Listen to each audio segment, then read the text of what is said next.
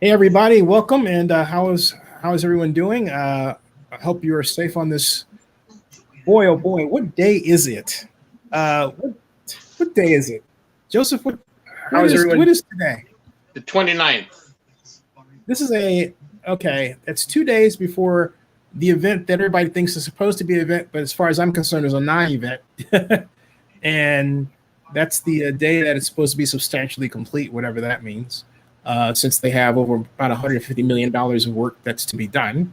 And now they're going to have more time to do it because, hey, they've lost a bunch of events, but the stadium looks fantastic. This is actually a live shot, folks, as I speak. And as Brent Musburger would have said in his younger years, you are looking live at some point in the future, we hope, sold out Las Vegas Allegiant Stadium. He would say Allegiant Stadium in allegiance to the facility itself, right? But guess what? That's because of the pandemic. Wow. What do you think about these events, Joseph? Well, I mean, yeah, you're right. The stadium looks good from the outside. Even in my own vlogs, I say, what does substantially mean? And we just don't know what that substantial process is in terms of the completion. But from the outside, it looks nice. My whole thing is that I'm still wondering where the ADA ramps are and the lifts. Because I know even the old Coliseum, the Oakland Coliseum, had ADA accessible entrances. Hey, can you point out to where that is? Maybe I can. The north entry. Okay. And so if you're looking for it, let me talk a little bit about it. So the north entry has elevated staircases that go to the main entrance because normally that ground floor entrance got turned into a Raider image store.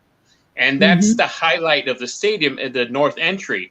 And when someone finally reached out to me, because I had been calling or emailing the PR department for the Raiders as well as the Raiders themselves and never got an answer.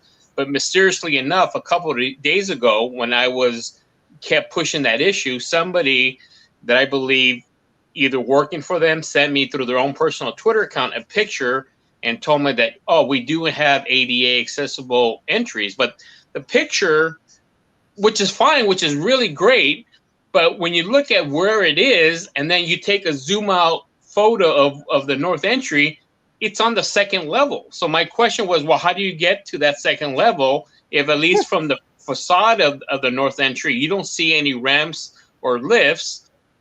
And so my question was, is there an incline that starts on the other side of the stadium and you have to go all the way around to slowly incline to the second level? I'm not sure. From what I saw, I couldn't see any lifts or ramps. And it was a simple question, but it seems nobody wants to answer that question. That's bad, very bad, especially when you consider that a stadium of this cost should have that, right? And then by the sake of conversation for reference, when you say north, you're talking about as you look at this, you're talking about the right-hand portion of the stadium, right? That's on, if you look at Dean Martin Drive, which is Dean Martin Drive, it's on the south side. But for whatever reason, even though Dean Martin Drive faces south, that entrance in the front facade where the lanai doors are, that's called the north entry. Right here. Yeah. Let's see if we can get a closer view of that, or maybe you can get it to closer. I'm trying to, if I push this button, oh, that's only full screen. It's not actually letting me zoom in. Let's try these, that has this navigation. This is the north view, by the way. That's what they consider that the north view from the camera. That's the north view camera, but that's pointing north. That's actually the south side of the stadium. What Joseph is referring to is the opposite side of the stadium. So if we take a look at this angle, well, yeah, that's at night, live, and it's all lit up now again. And what he's talking about,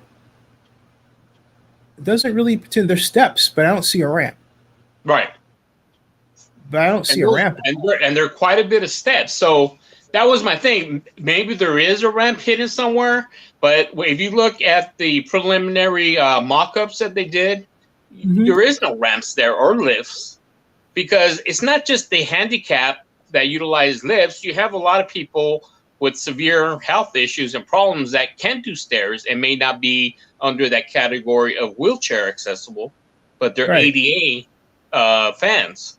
And so my question was, somebody had said, well, there's another handicap ground level entrance in the south side, but you're telling me you have to walk all the way around the other side of the stadium, which is considered the backside, to get in if you're not able to climb stairs? I mean, to me, it didn't make sense.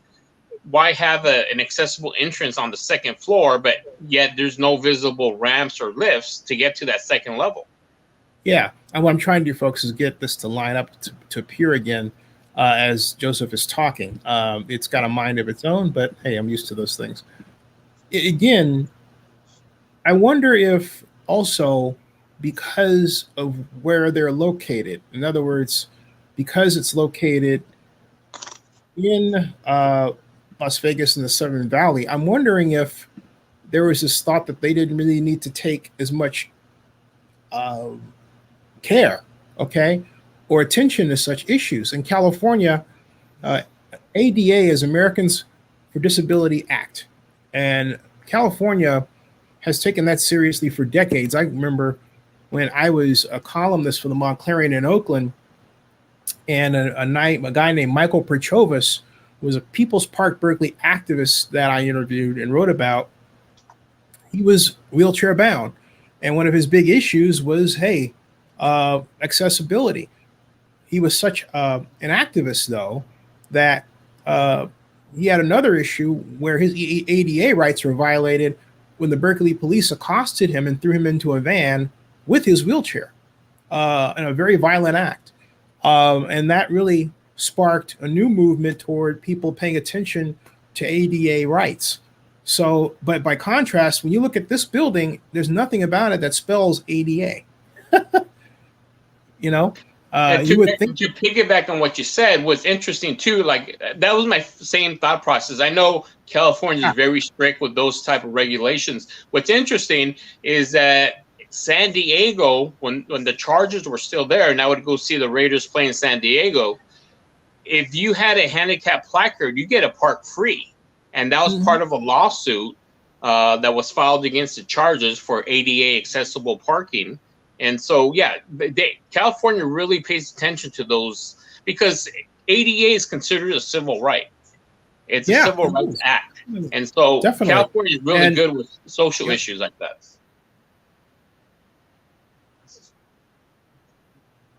But my thought is, in defense of the design itself, although the Raiders should issue an official statement on this, I would think that the ADA entrance area would be right at the mouth of the north entrance, not the steps, but to either side of the steps, there is that the Raider Image store? That's a Raider Image store right in the middle. So this is the other thing. I thought maybe they have an elevator system inside the Raider Image store. But see, if that's the case, it doesn't make sense to have a door on top of the north entry that says ADA accessible, because how do you get up there? Right. And not only that, why would they ask their fans to do such walking when some fans may be elderly, even if they're not completely disabled? Right. Why do that? It's a very arrogant design that implies anybody wants to walk that. Now, in other looks at this, it also appears to me as we go from right to left along the stadium, it looks like it flattens out to where a person can be dropped off, get on a wheelchair, and literally walk right directly into the stadium. So it looks like, if there's an ADA argument to be made, it's that they want you to be let off closer toward the Allegiant Stadium sign in the middle of the stadium. You know what I mean? Rather than the front, right? Right. So that was the other thing I heard. So just to get a perspective, so the north entry that I was talking about that faces the lanai doors, so they said on the opposite side, which they're calling the south side, there's a ground level entrance for handicap, which is completely fine. My whole thing was not everybody's going to be seated in that south side entrance. Plus, everybody's going to want to go through the front entrance because that's the hallmark of the stadium. And to not have that available for the handicap, I thought, or disabled, like you mentioned, it's not just people with wheelchairs. It could be elderly or just people who have issues that they can't climb stairs. Or just arthritis. You know, Right. I have developing arthritis. And so, yeah, I mean, anyone who looks at that, I mean, the whole purpose of the steps in that grand design, I thought, was to see the torch, the Al Davis torch, right? Because that is on the other side of the lanai doors. And so that's where you think you would want to have that the most accessible, you know? Yeah. And that's my point. Yeah, that's exactly right. And yet, boom, there we are. Boy, it is amazing, Joseph, how many setbacks this thing had even before the pandemic. You know, it's just like the pandemic was the icing on the cake. You know what I mean? As Edward Reed comments here, he says, it's going to backfire on Davis. I've been saying this since time. He's impulsive. And I don't know to what extent it's going to backfire because from a personal perspective, he has what he wants. He's got enough money to build a 14-room mansion and all that. But that said, there is a gigantic concern I have for the gigantic amount of money that they're already losing from these events. Garth Brooks has moved back, yeah. But as my mom pointed out, who's to say that by the 21st of February, because she said that's not going to happen either, because we don't have a vaccine. We're still not out of this. She thinks it's going to go on another year. And we're all hoping for another president so we can get the necessary aid we need, because right now it seems like everybody's screwing around. We have supply chains that have been broken. What I mean by supply chains, I mean, for example, restaurant food inventories that have gone unused and undistributed when the government could have turned around and said, okay, we are going to buy those foodstuffs. We're going to distribute them to restaurants. We are going to help restaurants distribute those meals to their customers. You know, they could have worked with Amazon rather than having Amazon, give a testimony and said, hey, will you help us distribute meals, right? Get these meals out to people who are sheltered in place nationally, and help them be comfortable as we deal with this virus. That's a very simple plan that could have been executed and still can be executed, but it would save restaurants. It would save the food supply chain. It would avoid the loss of billions of dollars in crop inventory and food inventory and just food that's just going bad and being thrown out around the country. It's just bad. It really is. And so because of that, I think my mom has got a great point. You're going to move back Garth Brooks event back to the 21st of February. But even then, that may not happen. And what I go back to, all right, is the 49 events. And I got to find that comment that Hornbuckle made, too, about the events, where he was talking about there were 49 events. Actually, it's not just him, but it's all over the stadium documentation that they need 49 events to so that the stadium will be financially successful. I'm typing 49 events, Las Vegas Stadium, and then SNTIC, SNTIC, and SNTIC with the Southern Nevada Tourism and Infrastructure Committee, and they were saying then, all the way back then, hey, you know what? We're going to have 40. We need 49 events so that this pencils out. And I remember Hornbuckle asking him about that. I made a video about this, and I made a bunch of videos about it. I I think it said 49 events. I'll just see events, number of events, Las Vegas Stadium, SNTIC, stadium proposal. And this one says review a proposal, update on modeling progress, the baseline model. And I think I'll trying to find where, okay, here we go. Let me see if I can get this into the StreamYard area where we can all see what I'm talking about. Here, Edward Reed says, watch what you wish for. Yeah, because you may often get it. Although not necessarily the way you expect it. All right, we've got screen here, and then the PowerPoint presentation from the SNTIC. There it is, okay? And this laid out a model that was presented and says that this basically talks about the flow of funds. The authority provides oversight, collects tax revenues, pays bonds, all that.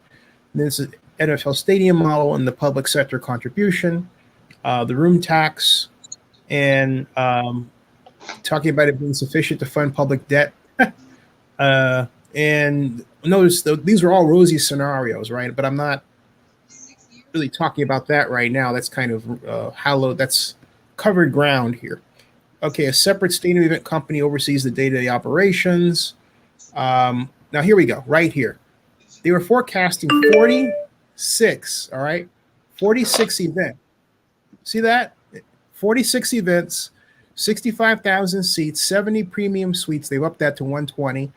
30 party suites, 6,000 club seats, total annual attendance 1.97 million, or about 42,841 persons per event. They're actually they're going to max that to start for the month.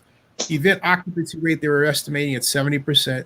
Total ticket revenue at roughly 161 million. This is done in 2016, and facility rent 9 million, fees and everything else. But the big deal, okay, the big question was when you look at 46 events, they're not talking about like a wedding. They're talking about, you know, unless of course the wedding is going to draw 42,000 people, which could happen, like mine. But the whole point is, if I ever get married, but the whole point is that doesn't normally occur. I don't care where you point it, you know, it doesn't normally occur. But what they were talking about were events like the 2 NFL preseason games, the Garth Brooks concert, the planned boxing matches, events like that. But if you think about it, 46 events over a 52-week schedule means you're basically having the event almost every week, a large-scale event almost every week. And that's hard. If you start thinking about it, that is really hard to do. Right. And yet that's what was needed. This actually came up in the conversation. It was Bill Hornbuckle, who's now the official, not the interim president, CEO of MGM Resorts. He was the one questioning that and saying, okay, well, hey, can you really meet that number? Can you really meet that number? And there was all this certainty that they could. No one forecast where we are now. No one saw this coming. And yet, when they did scenarios about a recession, and then the pandemic hit, rather than admit they didn't have a pandemic model, they presented the idea that, oh, we've got that too. Okay. Oh, this is not an issue. No problem. Okay. And it is a problem. And so this is the ultimate situation where the region's people need to come together and stop saying, hey, look, we don't have a problem, admit they have a problem, and then just ask the world for help. And they're not doing that. You know, that's the hardest part of all this, is that they're not really trying to do that. Okay. So it's something else. Now, do you think, now I'm reading into it probably way too much, but do you think the reason why, well, one of the reasons why, we know several reasons, but do you think one of the reasons why they don't bring up the fact that they need to accomplish so much, or that they look incompetent, is because their fear that someone or the NFL is going to say, wait a minute, you're not running your team right. Maybe you consider selling it, or maybe the pressure we put on Mark that he needs to either divest from the Raiders. This isn't a Raiders thing. This is a Las Vegas thing. The Raiders walked into this culture. Right. All right. And that's the real problem, is the Raiders walked into this culture. But as a person who's been involved in projects like this, both as a public person, like as an intern or representative of the mayor of Oakland, and then on the other side, as a media person, I can tell you that when you're the proponent of a project, there is unfortunately a desire to discount and put down negative news. When I was running the Super Bowl, I just dealt with our negative news front and center, because when I got involved in it, we were already behind the 8 ball, and people already thought that we couldn't get it. People already thought that we didn't have enough of anything. Like they would say, we don't have hotels. And I said, well, you don't understand the specifications. The NFL calls for 75,000 top quality rooms within an hour's drive of the stadium in a radius. If you draw a radius of an hour around the Coliseum, you get 55, you get not 75,000 top quality, but 25,000 top quality within an hour's drive. We had double that within an hour's drive. And then you need to identify 17,000 for the NFL family, between 17 and 20,000 rooms for the NFL family. That includes the broadcast partners and other people. So point that I'm making is I had to remind everybody that Oakland was at the center of the San Francisco Bay Area. I spent more time marketing Oakland from that perspective than anything else. It was crazy. And you would think that people knew the Bay Area well enough to know that Oakland was in the center. I mean, all you have to do is look at the map, right? But no, point that I'm making is we started behind the 8 ball. Our problems in marketing, I had the San Francisco Chronicle and John Diaz already giving a negative view through his op-ed space about whether or not we could get a Super Bowl or deserved it. And then I had to work on him for a year to get a positive one, only to turn around and have him stick us in the back with a knife, or me specifically, because I was a Super Bowl campaigner, as they call it, stick a knife in my back by saying, hey, look, you don't have Mayor Jerry Brown on your side, as opposed to saying Jerry Brown should be behind what Zinni is doing because Zinni has worked so hard. See how that's cut? And so I started off solving problems. So I wasn't trying to hide from anything. There wasn't anything I could hide from. And that was that. These folks, they spend a lot of time trying to hide and make it look like they're okay and they've got this and they're okay and they've got it. And the ship just keeps sinking. The only thing they have there, the only hat they have to use to rest on to anything is the beauty of the stadium itself. It is a gorgeous facility without question. But once it's built, okay, fine, you got to pay for it. And therein lay the problem, right? It comes at the worst time. It really does. It comes at the worst time. Hey, Roland Dubs, how you doing? And then Sonjuku says, that's a crazy amount of events with nothing going on in the world. Yeah. And that's what the Raiders and Davis have walked into. So, look, I would not be surprised if a scenario presented itself where the Raiders considered some type of sale.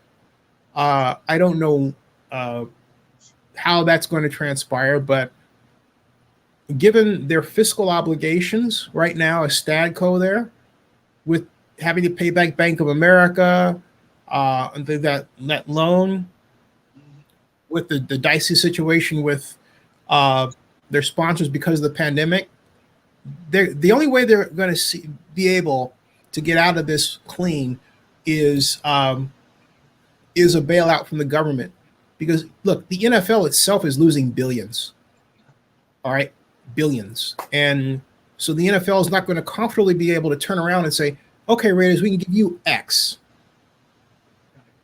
We can base it on your ticket sales if people can't even go to events.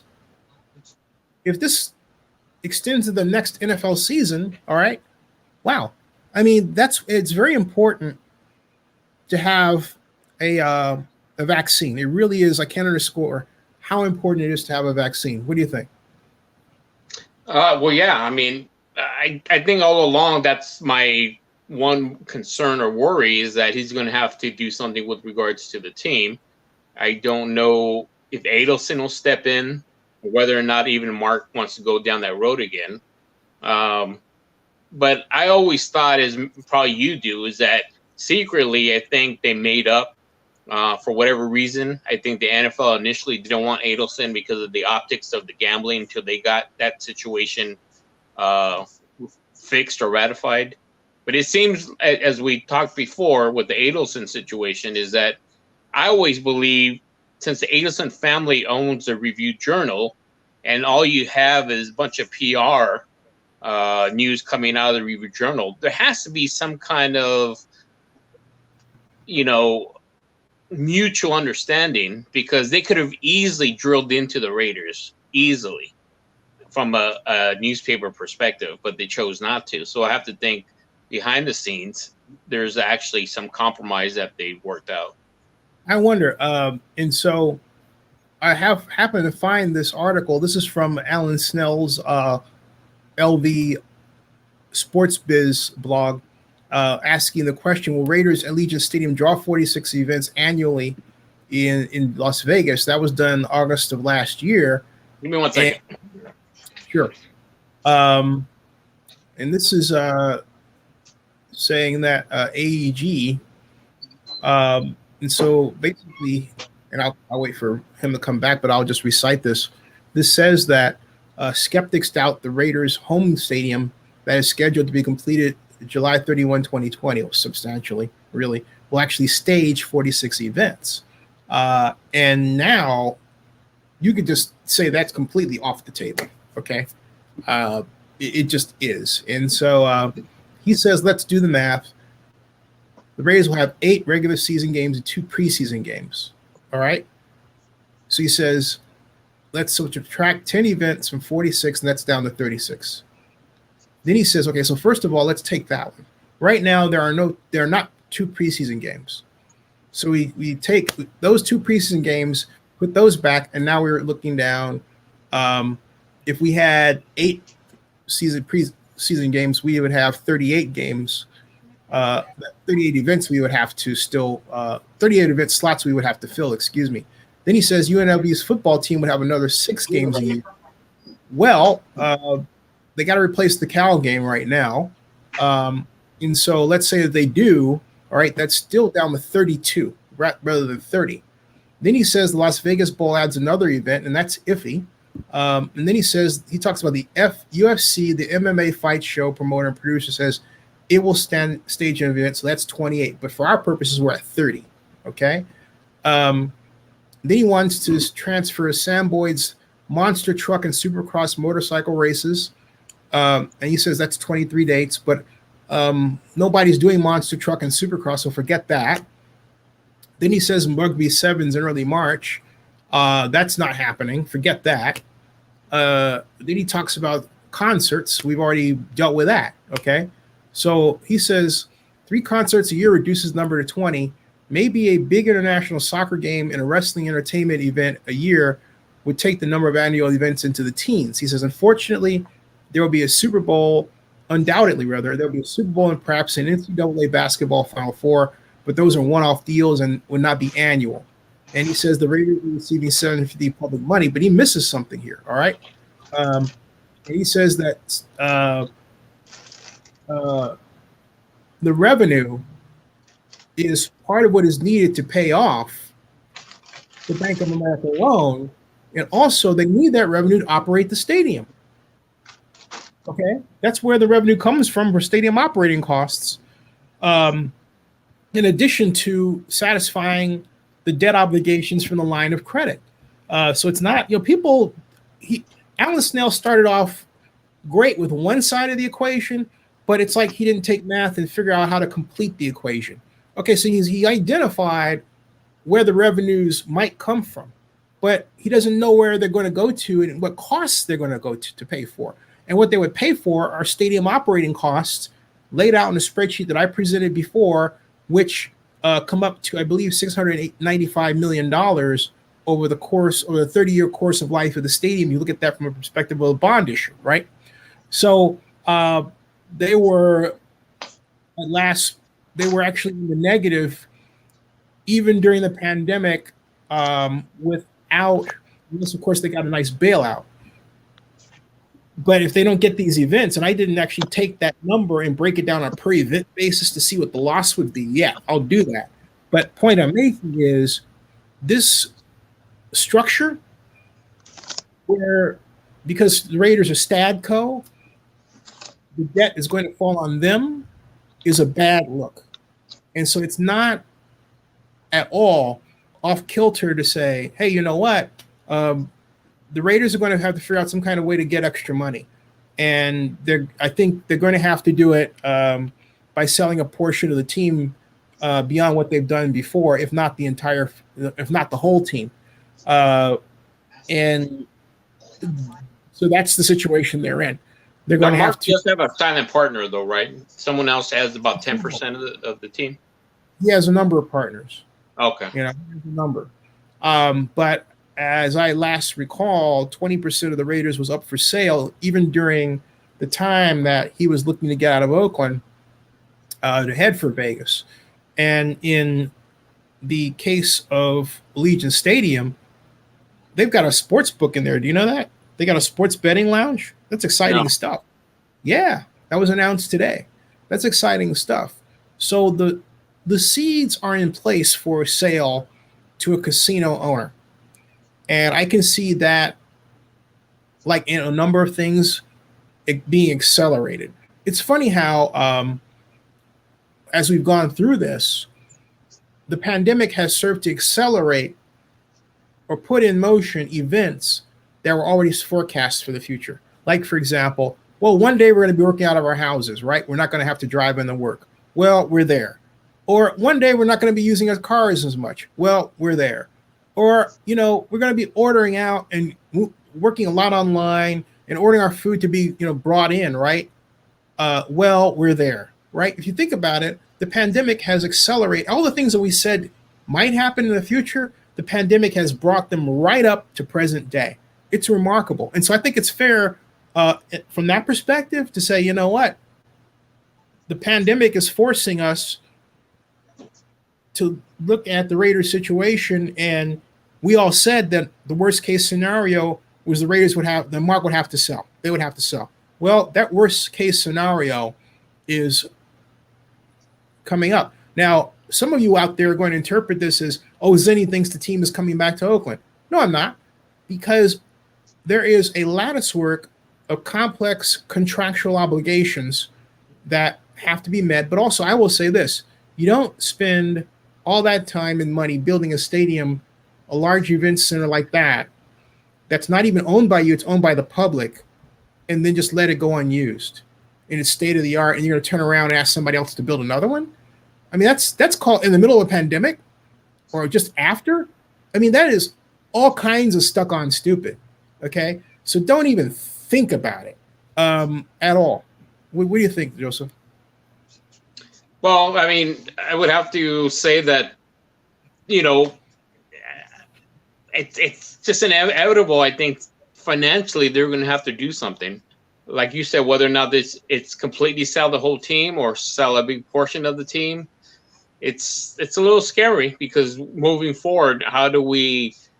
That's the thing, is that they didn't look, as you mentioned, they didn't look beyond the immediate, and that's when you're doomed to fail. When you don't look, especially in a business, right? In a business, you always want to look 5 to 10 steps into the future, because you have to plan. And it seems like there is no plan, and there was no backup at all. They rushed into this rather than take the extra lease year. And if they had taken the extra lease year and then said, we need to redo these contracts and just give us another year, and then the pandemic hit, the Raiders would have been in a better position to really undo some things, but they're not. they did the reverse. They forced everything through, and they treated a lot of people like crap out the door, thinking, I got this, and this is for me. And as the Lord would have it, that's not how you treat people, because the Lord our God has a way of saying, you know what? I'm going to explain to you that I am in charge, you're not, and you don't have the right to treat other people in a boorish way or a disrespectful way.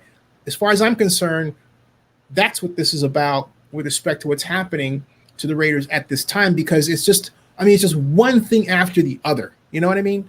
And it's just kind of like, okay, when is this going to get together? I'm not saying they won't, but it's going to take a lot more monetary heavy lifting than they ever imagined. It really is. And anyone who denies that, I will say this. All right, you show me the guaranteed events right now. You show me the lists, show me the slips where they can say in the future, all right, we are going to have the revenue that we projected to come back. All right, show me those slips. You can't do it. I had hoped, and I still hope the government comes through with a gigantic bailout to save it, but they're late. Okay, they're really late. So, Sports Life says Ariel is going to be high, so why would the Raiders be any different? What's up is a good question. Okay, the Raiders basically decided to move to Las Vegas, which has, unlike the Bay Area, a far less diverse economic base. What is it based on? Tourism and tourism, right? Tourism, hospitality, and gaming. 3 things. Okay? All right. And we've seen the one thing that can just take all that out from clip its knees. All right? The pandemic and our response to it. And so what does a person say? Well, you open up the economy. Well, yeah, you're going to kill more people. Do you know, hey, Joseph, how many people do you know died in traffic fatalities last year? You know what the number is? No. 36,000, just north of 36,000. Did you know the number of people that have died to this point because of the coronavirus in the United States alone? 154. That's right. Or basically, about 60 if you round it up. About 4 times the number of people. Yeah, 4 times the number, just north of 4 times the number of people that have died in traffic fatalities all last year. And then to double down on that, people say, I'm not going to wear a mask, but riddle me this. You'll get in your car, okay? You'll get in your car and you'll wear a seatbelt, right? To avoid being one of those 36,000 people that died, but you can't wear a mask and 150,000 people are dying? That's stupid. I mean, it's just straight out stupid, Just wear your mask. Yeah, knock it off, all right? So he says, no one saw the COVID idea thing coming. But here's the point. That's true. No one COVID, all right? All right. And here's the thing, okay? It's not so much that no one saw it coming. It's that you admit you have the problem, all right? And you deal with it instead of what Jeremy Aguillo and company did early on. It's, well, we had forecasts for the recession, and based on those forecasts, we can weather this storm. I mean, come on. This is a pandemic. All right? It is not a recession. And that's what drove me up the wall when they're comparing that. I've talked about that before, okay? It's a pandemic. But also, I'll say this, and I'll say it again. If they had stayed in the Bay Area, the financing models for the stadium would have been more intact. Why? Because they weren't based on hotel revenues. The financing for the construction of this thing is so heavily weighted toward hotel visitors. This is Raiders deal 2. All right. And we all kind of joked about that when this is starting. It's like, oh man, this is going to be Raiders deal 2 in Las Vegas. And it is, because the taxpayers are going to wind up paying for this thing, just like when they came back from Oakland. All right. Both financial designs had 2 ifs and they both failed. Okay. Both of those ifs were in the case of the Raiders returning. And I remember asking Ezra Rapport to see the negative spreadsheet. Ezra was the assistant city manager and the architect of the Raiders deal at the time. And I was columnist for the Montclarian until I went over to work for the mayor of Oakland in 96 after the Raiders returned. But I digress. He would not show it, but it existed. He knew what a negative PSL forecast would look like, I said too, hey, look, they need to sell, and the magic mark was they had to sell 83% of their PSLs, or the bond issue goes down to where it's drawing from the coffers, both the city and the county, at 10 million a year, 20 million total. And as we're like, oh, it's going to happen, it's going to happen, it's going to happen, it's going to happen. It didn't happen. All right. Similarly, how many times have you heard with respect to this project, something's going to happen, something's going to go well, it's going to be finished. Oh yeah, it's always this kind of stuff, as opposed to what the Falcons did with their stadium. All right. The Falcons, if there were a problem, they had a press conference. They told you what the problem was. They weren't trying to snow you over. Okay. And that's what makes this whole situation annoying. It's like, you know what? You don't got it. You're not the first people to have problems. Yeah, the design is unique, but you know what? The Falcons Stadium design was unique too. There have been so many unique designs with respect to stadiums in the NFL of late, like the last 10 years, that you can go out and research the number of organizations that after they built an NFL stadium, I'm talking about steel fabricating organizations, said, I'm not doing an NFL stadium anymore, out of the business because of the lawsuits that are involved in it. And hey, you know what? Guess who's got to deal with it now? Duracell, because they weren't paying the iron workers. Whoa, okay. So, all right, you got people who own the firm like, I'm glad I'm out of it. They sold out of it. Somebody else has to deal with a headache, as someone who's connected with the organization told me a few weeks ago. I mean, come on, right? Stop hiding that you have problems. Period, pull, and pure and simple.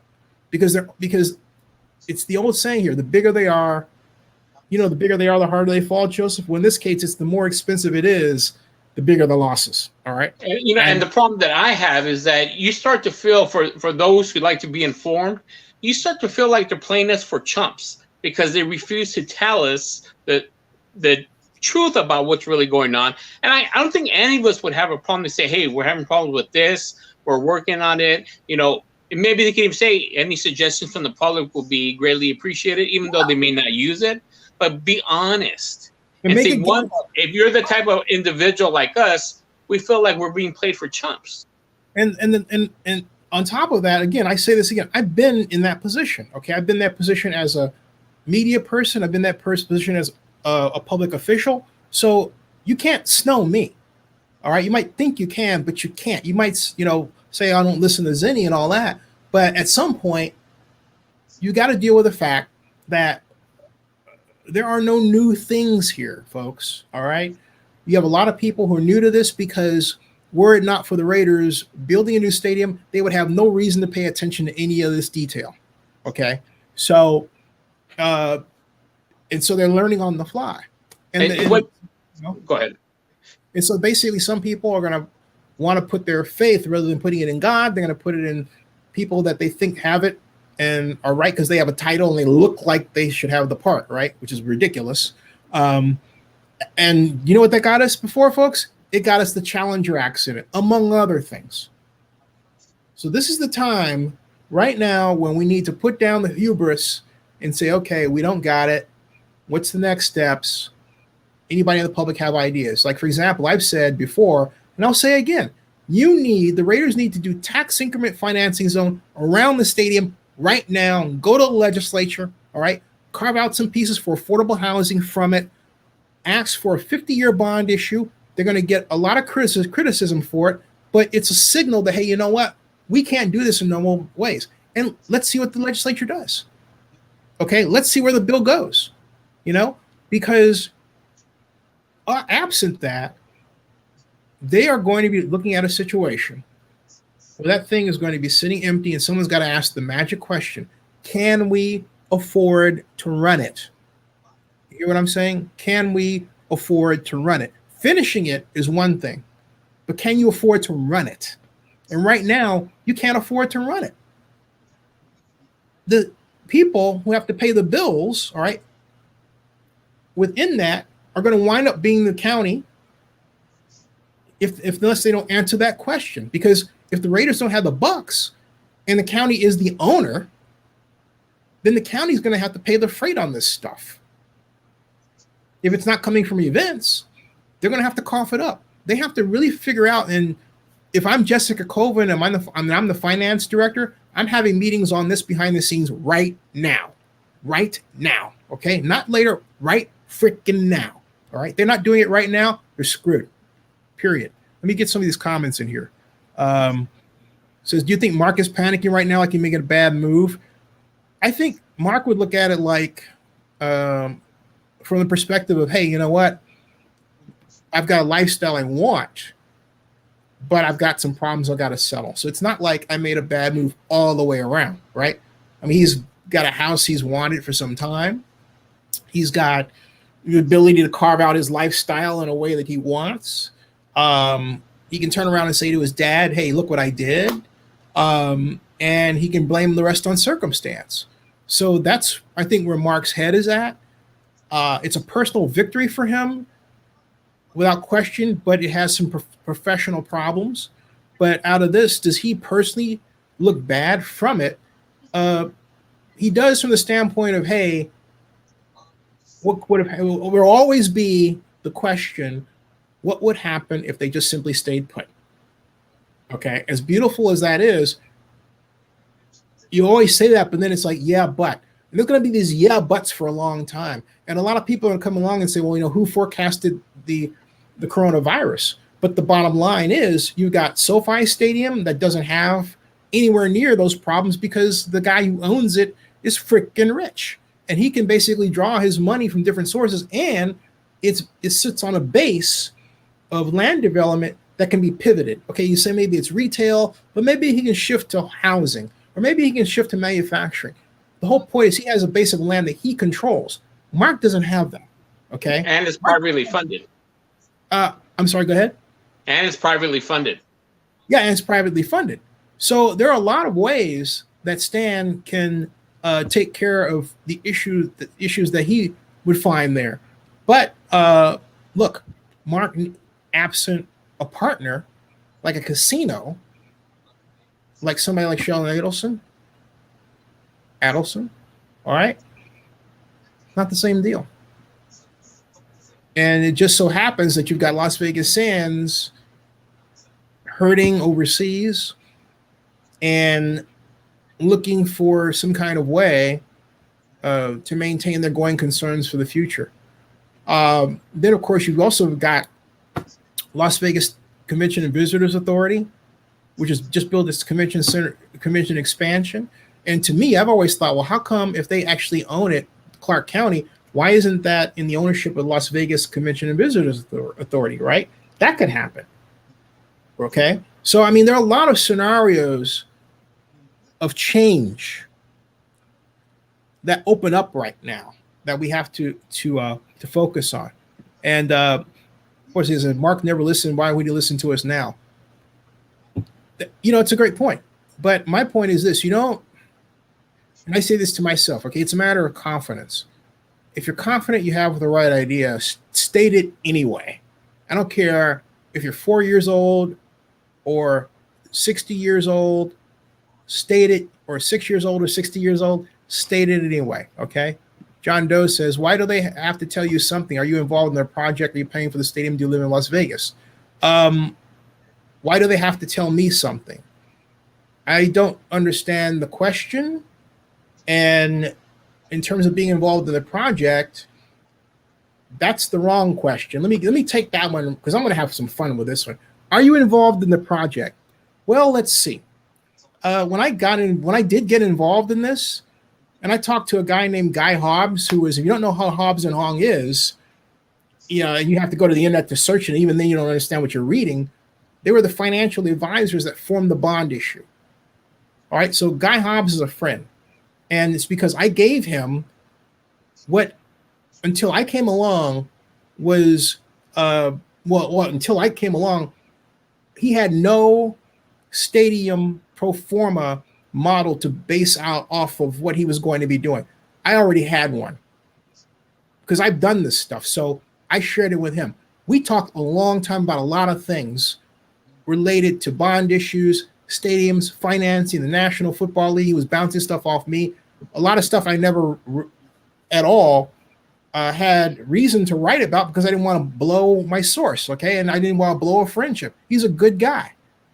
But that comes when you have a particular expertise at something and somebody else, and you call, and you say, hey, look, I did this, I have this, I'm trying to find out X. And that's how you develop a friendship. It's called relationships, all right? So let me move that out of the way. And then it's like, are you paying for the stadium? Am I paying for the stadium? Let me take one thing here. That's an ignorant question. So that has nothing to do with paying for the stadium. The question you should be asking is, how does the stadium get paid for? And what did we talk about with respect to the bond issue, which is how you pay for the stadium, right? So the question isn't, are you paying for the stadium? No person, even billionaires, don't pay for their own stadiums. Stan Kroenke is not using his own direct money to pay for his stadium, okay? Those are dollar flows that are calculated based on an estimate of the number of facilities that will be built around it, in addition to the revenue it will generate itself.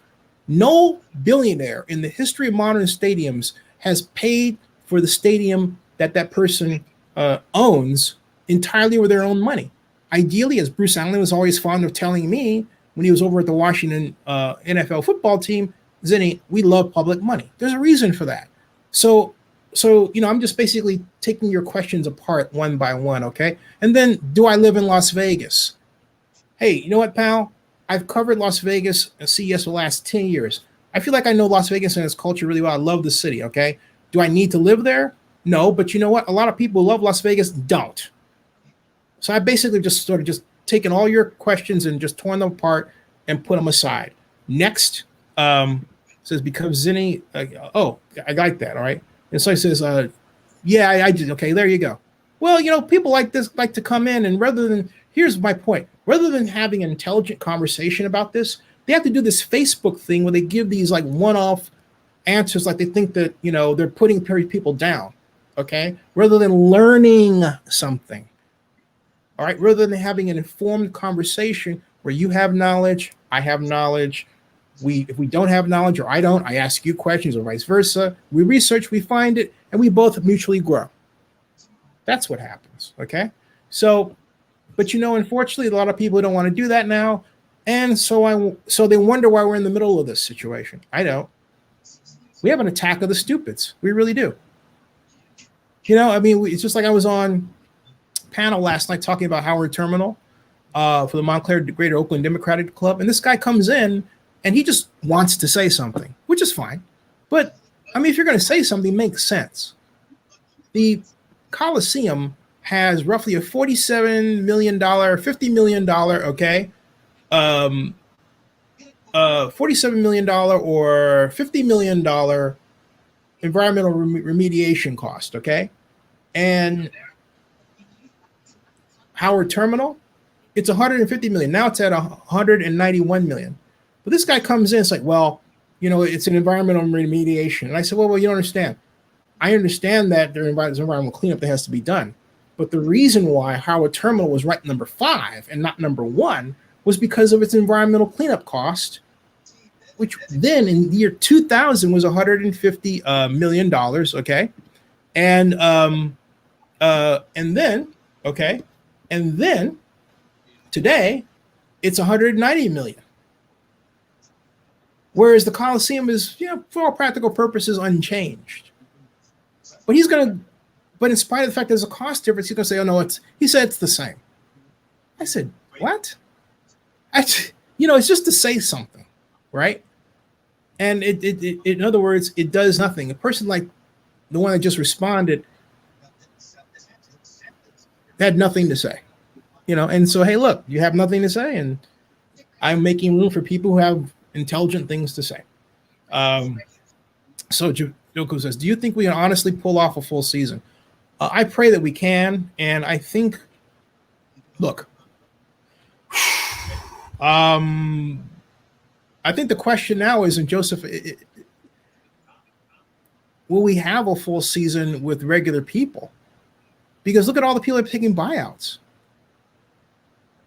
I was thinking of just turning around and doing an analysis of just what teams are losing their players, right?